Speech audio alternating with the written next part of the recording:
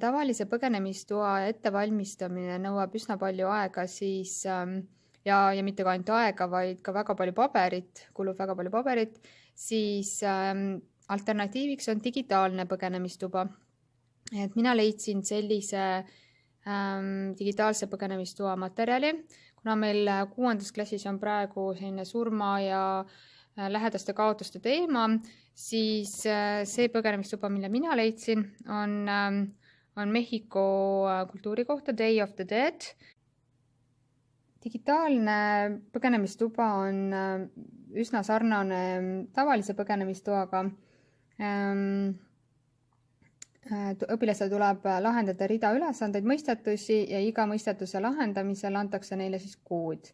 Ja kui kõik koodid on käes, siis nad sisestavad need koodid sisse ja siis tuleb vastus, kas nad põgenesid toast ära või ei põgenenud.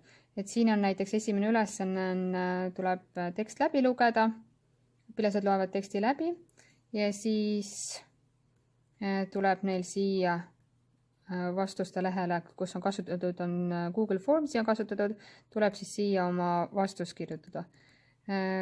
Kui tuleb vale vastus, näiteks siin, siis tuleb tekst still locked. Kui oleks õige olnud, siis ta saab läheb punane värv siit ära. Ei mäletagi, mis tekst täpselt tuli.